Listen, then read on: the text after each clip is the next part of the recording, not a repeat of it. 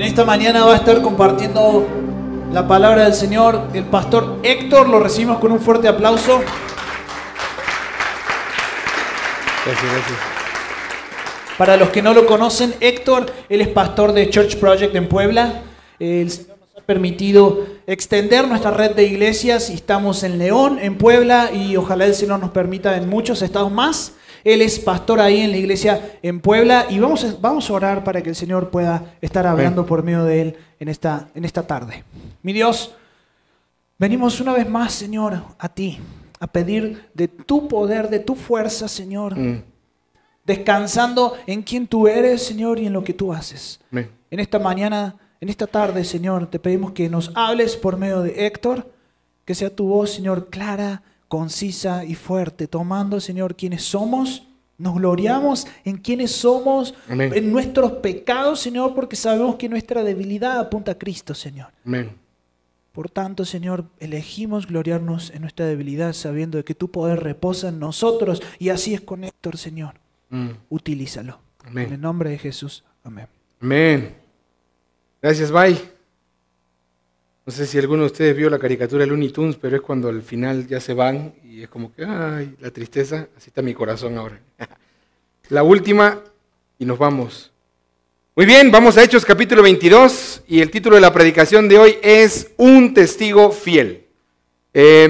No sé cuántos de ustedes han leído completamente Hechos, pero los últimos 6 capítulos se vuelven apasionantes justamente porque son las 3 defensas de Pablo. Son una sola defensa que se conoce como la primera defensa, una en Jerusalén, frente a los judíos, frente al concilio, la segunda en Cesarea y la tercera se da en Roma. Hasta aquí Pablo está defendiendo la causa del Señor y yo creo que en cuanto a esto vamos a poder aprender varias lecciones acerca de Él es un testigo fiel. En el contexto, ustedes estuvieron la semana pasada estudiando con Carlos, es mi poder.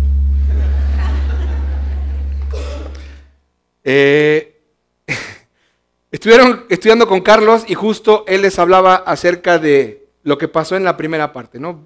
Voy a solamente entrar en el contexto y es, están en el templo, están justo en toda la revuelta, hay un problemón ahí, encierran a Pablo, los judíos lo están acusando porque es un incitador, un profano que está profanando el templo y se arma toda una circunstancia fea, llega el comandante que se llama Lisias.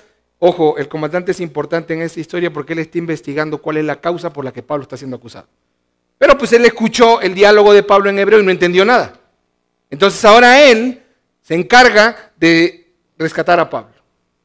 Pero Pablo va y le dice a Lisias, yo soy judío, déjame hablar. ¿Ok? Habla frente a los judíos. Pero en el capítulo 22, versículo 21, él dice, ve, porque te voy a enviar lejos a los gentiles, dice Pablo, lo que le había dicho Jesús. Y vamos a leer el versículo 22. La multitud escucha esto y lo que responde es, la multitud lo oyó hasta que dijo esto. Entonces alzaron sus voces y dijeron, quita de la tierra a este hombre, no se le debe permitir que viva. Un testigo fiel. Y quiero leerte lo que te quiero desarrollar en esta predicación y es, el testimonio fiel del Evangelio va a ser visto y oído por hombres, pero será probado en nosotros por Dios. Muchos de nosotros sabemos que tenemos esta obligación de ser testigos fieles y sabemos que la gente lo va a oír, lo va a ver, lo va a oír. Pero muchas veces Dios va a tomar al instrumento, al testigo fiel y lo va a probar en él. Ustedes pueden ver algo parecido a esto, pero en la vida de Esteban. Nada más que Esteban no pudo defenderse, a Esteban lo mataron a piedras. Van a ver algo parecido a esto con Pedro y con Juan al principio en los primeros capítulos, pero a ellos simplemente no les hicieron nada porque había un plan de Dios. Entonces, ¿qué pasa con los cristianos que de repente predican el evangelio y los matan y a otros que no los matan? ¿Por qué pasa eso? Eso nos desanima porque nos pone a ver, ¿soy testigo fiel o no? ¿Cómo tengo que vivir este evangelio? Y justamente Pablo nos da testimonio en este problema en el que está metido, que él tenía que ser un testigo fiel.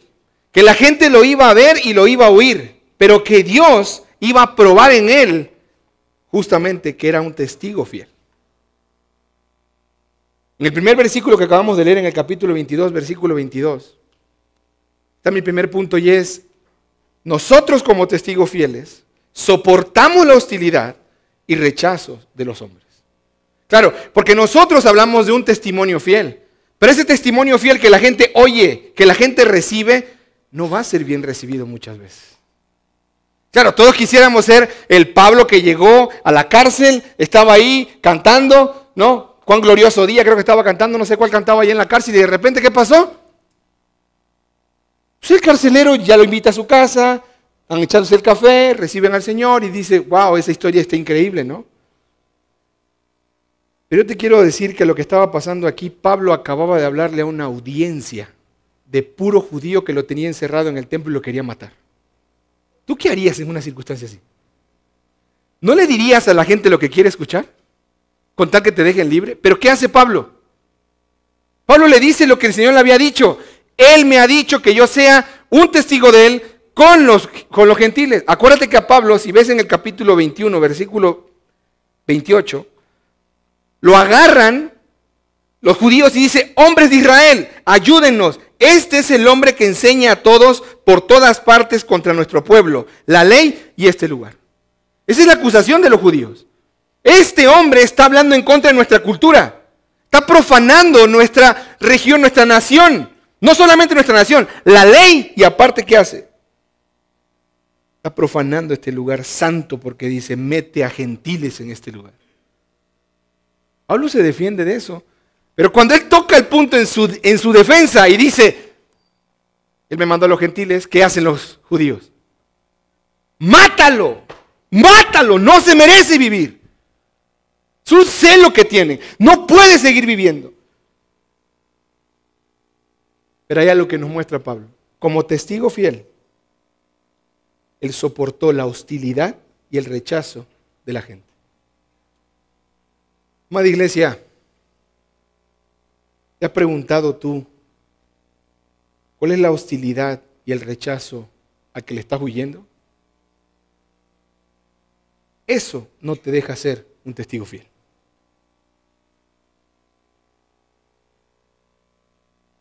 Predicarle el evangelio a tu familia que es católica es difícil. Peor todavía cuando tienes un doctorado y crees en la Biblia y te dicen, eso es de ignorantes. Peor cuando estás en una sociedad tan materialista en la que crees en una iglesia que es tan generosa y en un Dios que es tan generoso. Estás loco. ¿Cuáles son los apodos que te pueden decir? Fanático, aleluya, monja, sacerdote, padre Amaro, no sé cuál te digan. Así me decían a mí. Pero ¿sabes algo?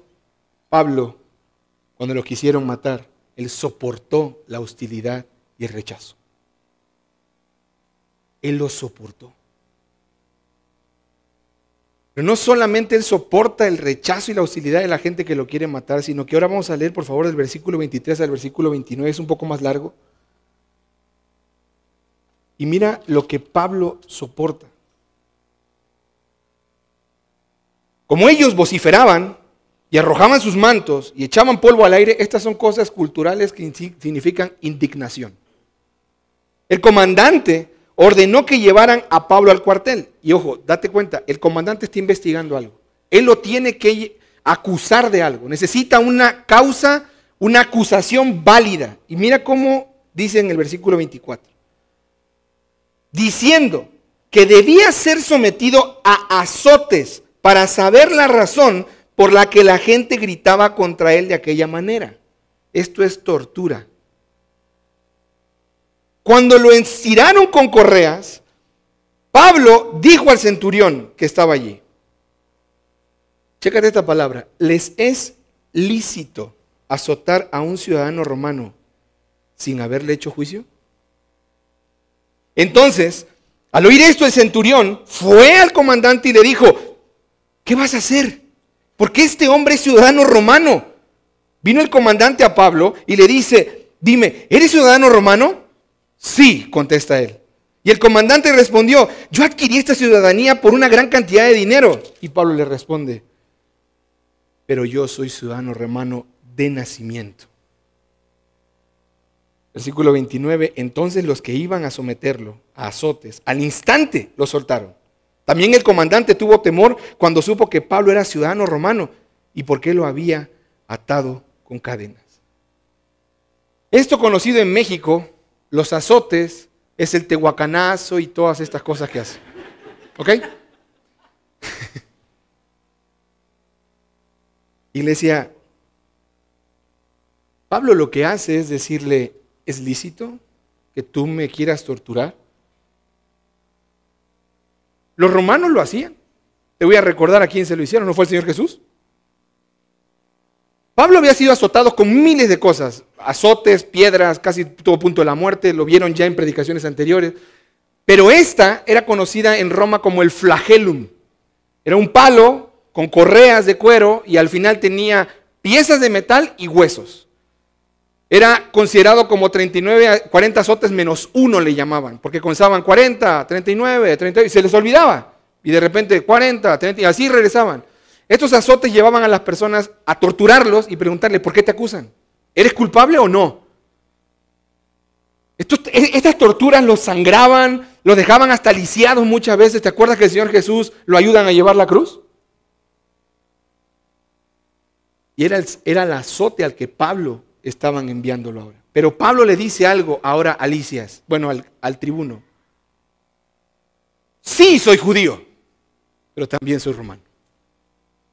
¿Sabe lo que eso implicaba en la ley romana? Era un problemón para el comandante. ¿Cómo? ¿No investigaste primero antes de pegarlo y torturarlo? Si hubiera estado en México te hubiera permitido, ¿no? Pero en Roma no.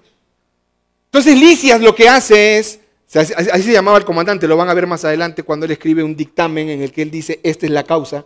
Pero él lo que dice es, ok, vamos a ver qué está pasando, Pablo, pero voy a hablar contigo. Habían 5 maneras de obtener la ciudadanía romana. No te voy a mencionar las 5 porque no tengo tiempo, pero te voy a dar la primera y la quinta. La de primer nivel, la top 1 era nacer de un padre romano. Pablo era de padre romano. Pero la quinta era adquirir la ciudadanía romana porque eras una persona que era esclavo de alguien y tú juntabas mucho dinero y le pagabas por trabajo, con trabajo a esa persona, pero ellos te liberaban y te decían, te voy a hacer ciudadano romano, pero me debes algo. Más adelante me lo vas a pagar. Y los ponían en puestos de autoridad.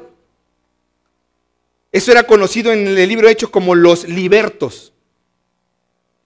Pablo era top 1. Lisias era 5.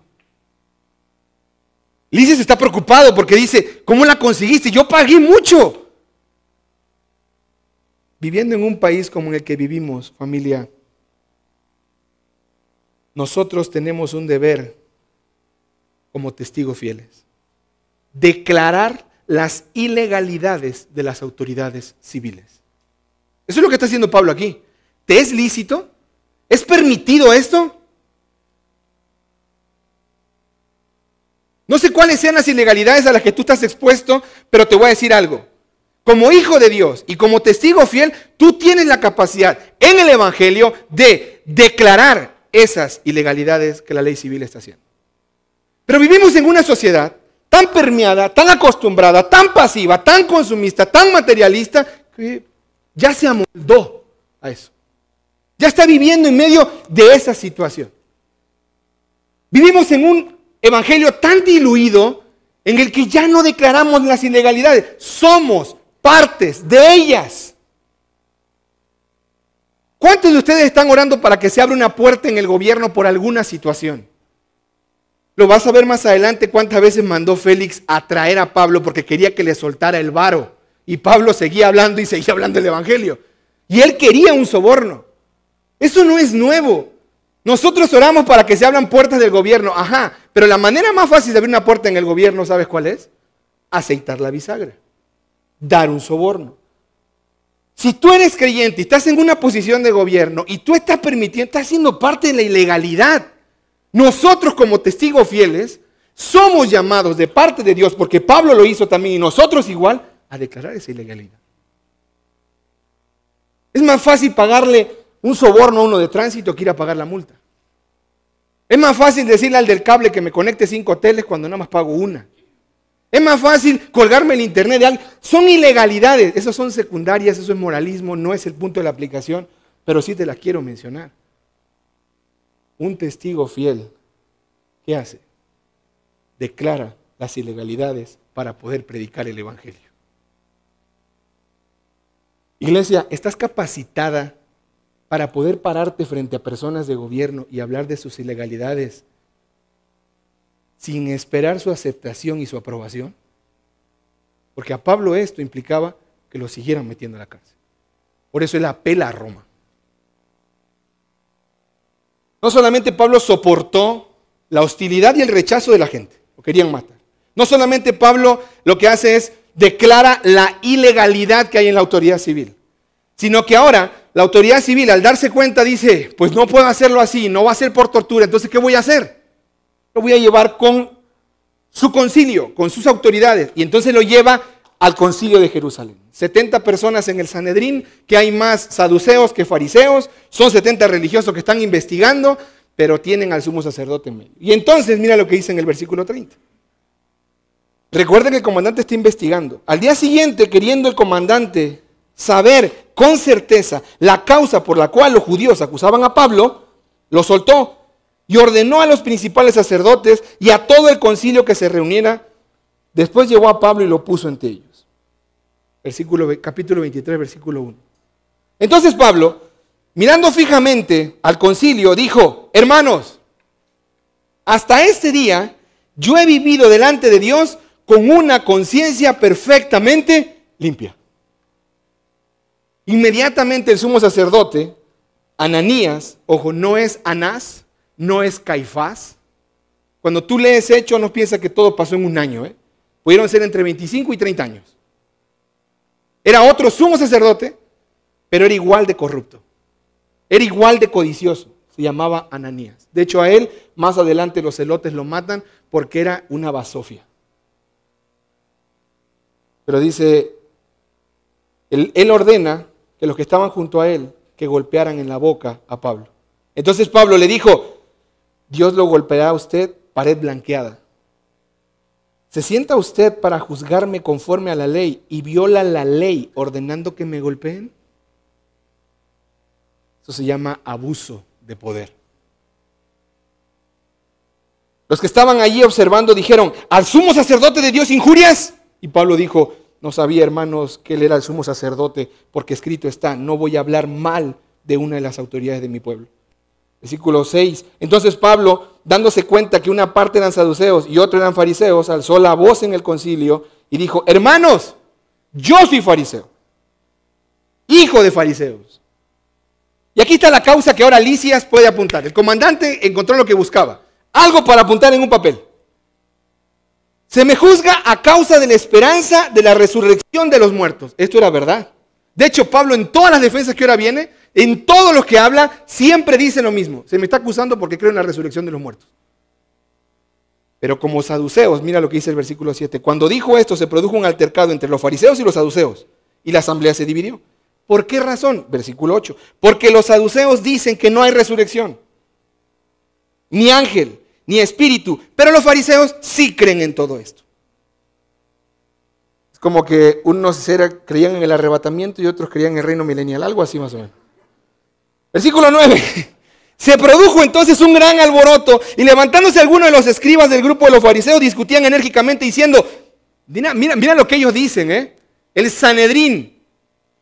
¿Te acuerdas tú, Pablo, por quién fue enviado? ¿No fue por el Sanedrín para matar a cristianos en Damasco? ¿No sabían ellos que él era fariseo? Y él dice, no encontramos nada malo en este hombre. Ay, me suena mucho a Jesús. Pero lo vamos a matar de todos modos. Pero, ¿y si un espíritu o un ángel le ha hablado? Al surgir un gran altercado, el comandante tuvo temor de que Pablo fuera despedazado por ellos y ordenó que las tropas descendieran, lo sacaran de entre ellos a la fuerza y lo llevaran al cuartel. La tarea del comandante era mantenerlo con vida, porque si no era como una burla para él. ¿No pudiste con un caso así? Pero ¿él qué hace? lo saca, se lo lleva a la fuerza. Y lo lleva al cuartel. Pablo soportó el rechazo y la hostilidad de la gente. Pablo declaró la ilegalidad de las autoridades civiles. Pero frente a la autoridad religiosa, él censuró el abuso de poder.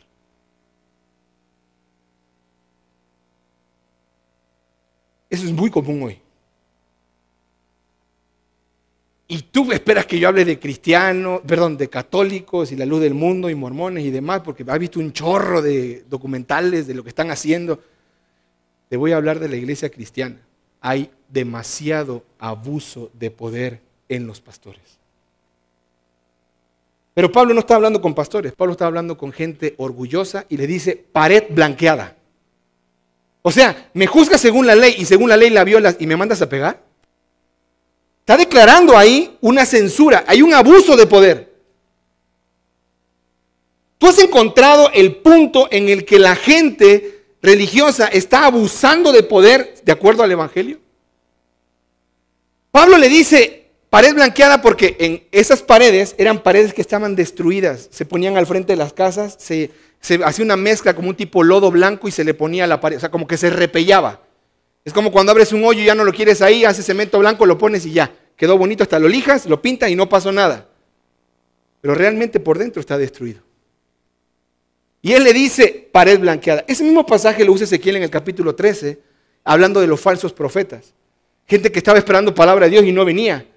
Y dice pared blanqueada, también le llama ahí. Jesús le dijo a ellos pared blanqueada.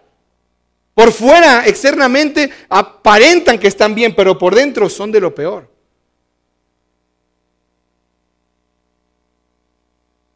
Eso es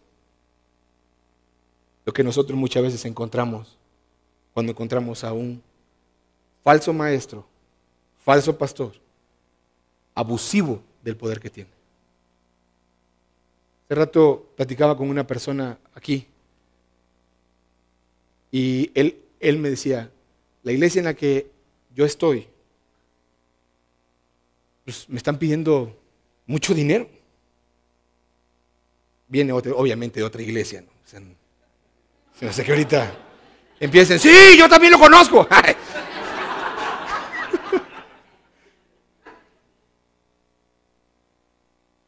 Hay iglesias en las que te van a pedir 5 montos de dinero. ¿Sí sabían? La siembra, la ofrenda, el diezmo, la promesa de fe y para que Dios haga tu milagro. No sé, hay más, creo. Esto no lo dije en las anteriores, de ahorita me acordé.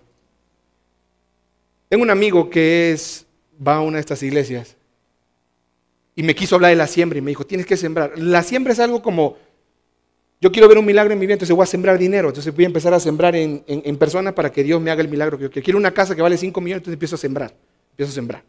Y al final voy a cosechar la casa de 5 millones. Y le digo, ¿de dónde sacas eso, brother? O sea, ¿qué parte de la Biblia habla de eso? Y me dio un libro.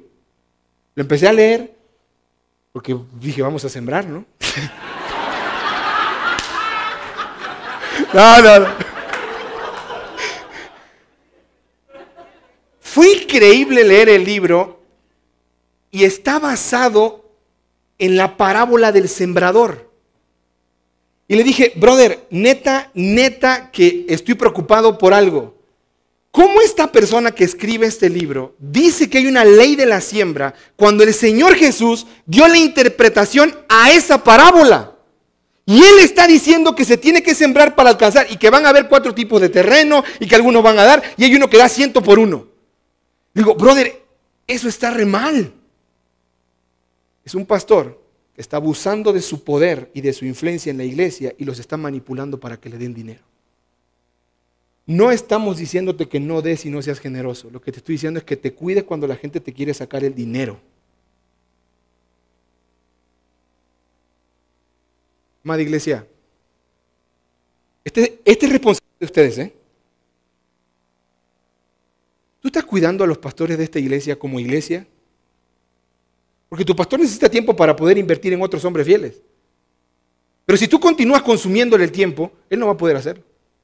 Los pastores de iglesia en casa están para atenderte. ¿Tú estás yendo a ellos para recibir un consejo de Dios? ¿Por qué? Porque justamente este asunto del abuso de poder se está dando en iglesias en las que solamente hay un pastor principal y no se le puede decir nada. No hay la capacidad. Y si algo he pedido yo, y ojo, no hablo de CP, yo hablo de Bay, de Checo, de John, te hablo de personas que han estado conmigo, es que puedo ser vulnerable con ellos. Y ellos son vulnerables conmigo. Y vivimos en una comunidad en la que nos podemos decir las cosas que tenemos en contra y encontramos una palabra de ánimo para seguir adelante. Ten cuidado de las iglesias. Y tu iglesia, ten cuidado de caer en el punto de acostumbrarse a que todo venga solamente del pastor. El abuso de pastor, de poder en los pastores, es porque los pastores están teniendo adicción también a las ovejas. Como pastores estamos acostumbrados a hablar, pero que nunca hable la gente. Las iglesias en casa son para que la gente hable y los pastores callen. ¿No es así? ¿Te das cuenta cómo va todo en contra? Amada familia, ¿cuál es el abuso de poder que están haciendo contigo? Muy probablemente en otras esferas. ¿Estás yendo al evangelio para poder censurar ese abuso de poder?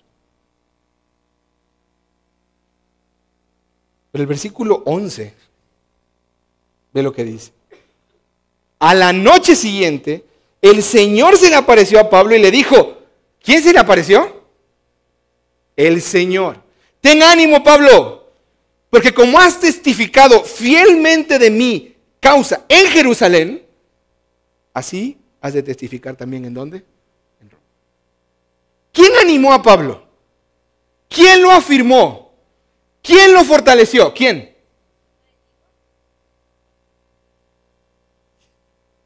Amén. Gracias por participar. Dios. No hay alguien más que fortaleciera a Pablo. ¿Fue quién? Dios. ¿Te acuerdas entonces cuando en Hechos 20 Ágabo llega y con un cinto y le dice, no vaya porque si te van a prender en Jerusalén? Y él dice, no me importa porque a mí Dios me mandó. Ya sé que eso va a pasar, pero yo voy a ir. Ese mismo Dios que se levanta y ojo, como testigos fieles, soportamos el rechazo y la hostilidad. Como testigos fieles, denunciamos, declaramos las ilegalidades. Como hijos fieles, como testigos fieles de Dios, nosotros censuramos el abuso de poder, pero también como testigos fieles, nuestro ánimo viene el Señor. No es que yo quiero que solamente me anime a mí el pastor. Te voy a decir algo, no son malos los psicólogos, los psiquiatras, los consejeros, son buenos. Son compañeros en este sufrimiento, pero no son los que te van a animar. Tu ánimo viene del Señor que te llamó. Deja de buscar en los hombres lo que ya tienes en Dios, porque el que se apareció a él fue el Señor Jesús. El mismo que le dijo, Pablo, Pablo, ¿por qué me persigues? Ahora se le para a un lado y le dice, bien, has sido un buen testigo y vas a seguir siendo testigo allá, en Jerusalén. Amada familia, quiero hacer una conexión de este texto al evangelio en el cual vivimos hoy nosotros. ¿Cómo esto a mí me ayuda? ¿Qué puedo hacer yo con el testimonio que Pablo está dándome ahora? Claro, porque él soportó rechazo y hostilidad. Claro, porque él denunció la ilegalidad. Claro, porque él también censuró el abuso de poder en los líderes religiosos. Claro, porque él fue animado y fortalecido por el Señor.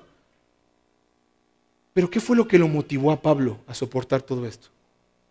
¿Puedes acompañarme por favor a Mateo capítulo 5, versículo 10 al 12?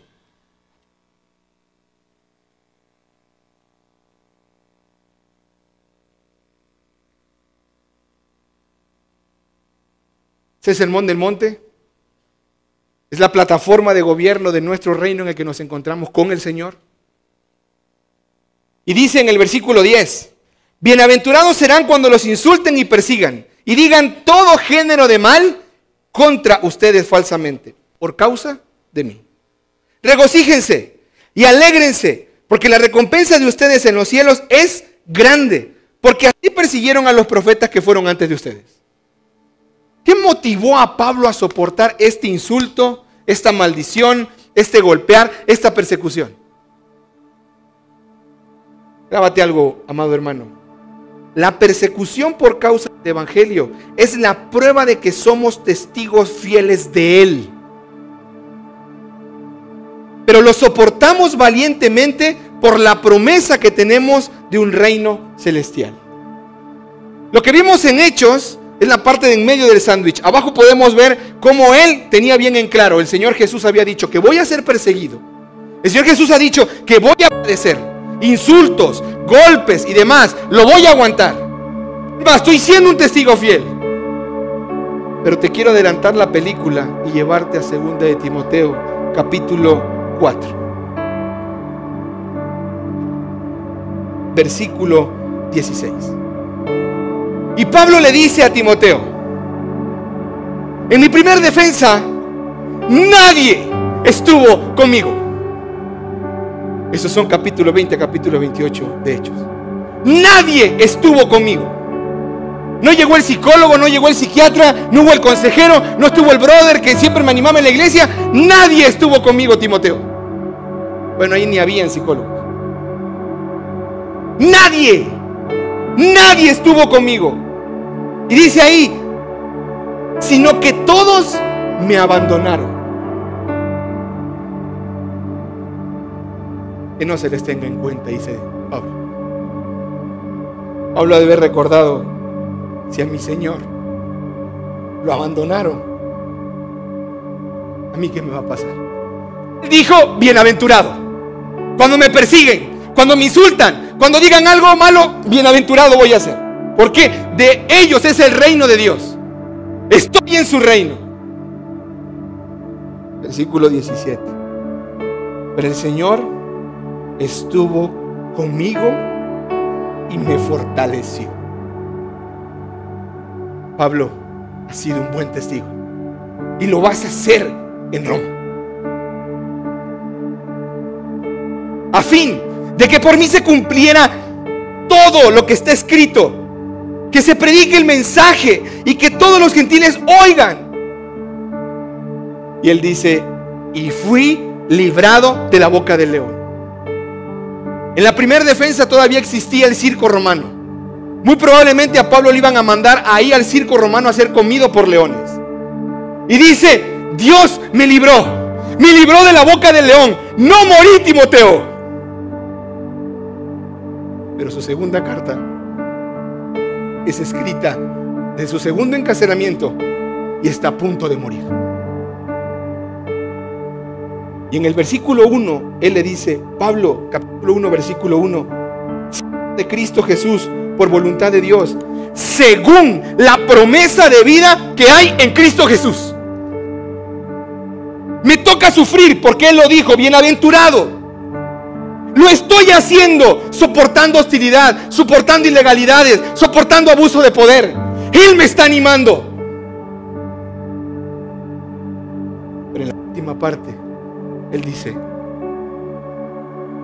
el Señor me librará de toda obra mala. No era el abuso de poder, no era la ilegalidad, ni tampoco era el rechazo de la gente. ¿Sabes qué era? La muerte. El Señor me librará de toda obra mala. Porque ¿qué es lo que puede pasar? Que me maten. Pero ¿qué va a pasar? Dice en el versículo, Él me va a traer de vuelta, me va a traer a salvo a su reino celestial. Y termina la paz. A Él sea la gloria por los siglos de los siglos. Amén. ¿Vale la pena ser un discípulo de Cristo? Vale la pena. Él se está despidiendo. Él dice a Timoteo, te encargo el evangelio, pásalo a hombres fieles, predica la palabra con verdad, trázala bien, enseña bien el evangelio. Hay muchos falsos enemigos, pero a mí ya me van a matar por causa del evangelio. Dicen que cuando mataron a Pablo, Nerón mandó la sentencia en un papel por medio de 2 mensajeros. Cuando llegan, encuentran a Pablo en la cárcel predicando el evangelio. Esto lo dice Flavio Josefo. Y todavía ellos dejaron que él terminara de predicar sin saber lo que decía el papel. Ellos no podían abrir. Terminó de predicar Pablo, le entregaron la carta al comandante. Inmediatamente sacaron a Pablo, lo decapitaron. Y minutos después, estos dos hombres se estaban bautizando al lado donde mataron a Pablo. ¿Sabes por qué? Porque fue un testigo fiel y soportó la persecución. No sé qué rayos le pasa a la iglesia, pero están pensando que vienen a una reunión en la que van a recibir alimento, en la que se van a ir así. Y yo no escucho predicaciones que te digan: creyente, vas a sufrir. Y no significa que se te acabe el agua, que te corten el gas, que se te fue la luz.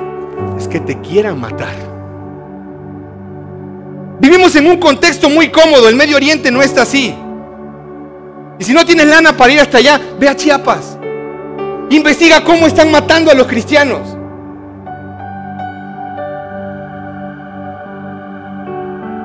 Pero familia, ustedes están siendo llamados a ser testigos fieles en el contexto en el cual están.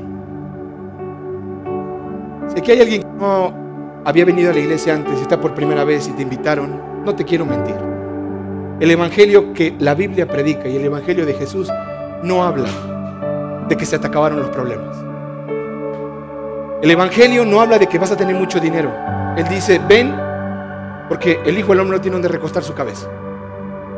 El evangelio que nosotros creemos no es un evangelio de mojigatos tampoco.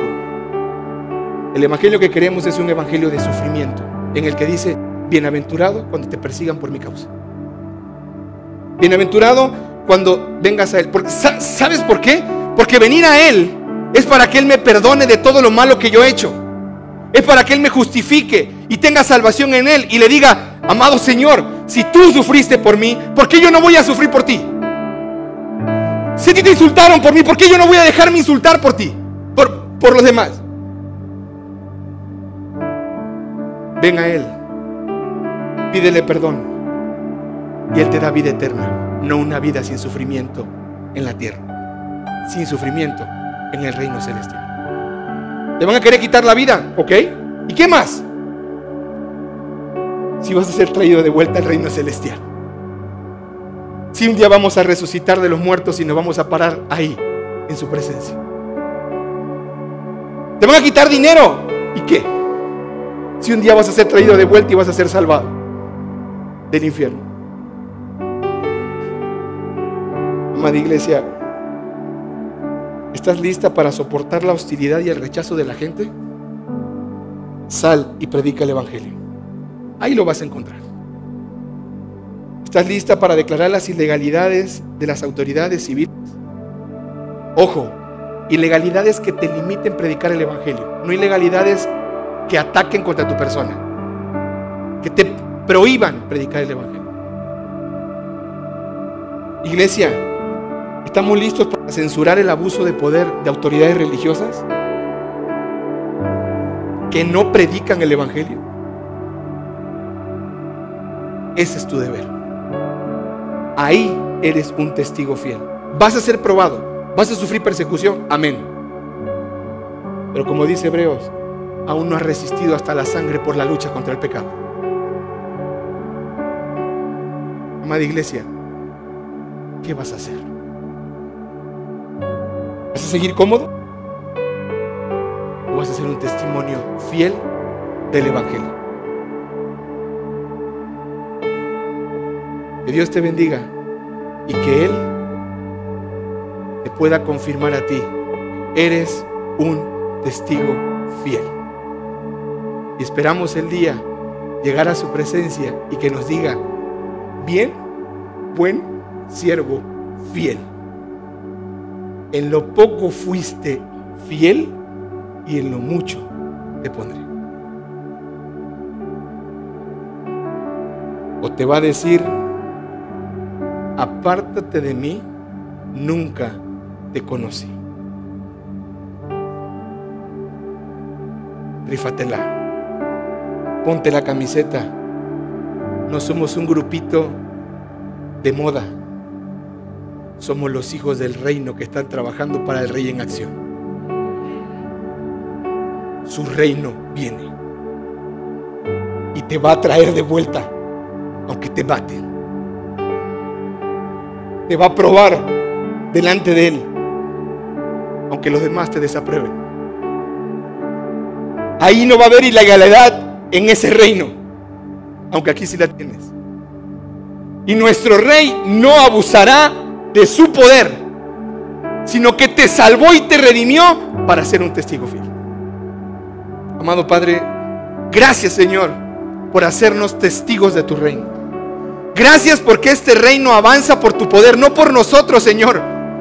Y si nos toca morir, y si nos toca ser rechazados, y si nos toca perder todo lo que podamos tener, Padre, bienaventurados seremos, porque es por tu causa, Señor. En el nombre de Jesús te damos gracias.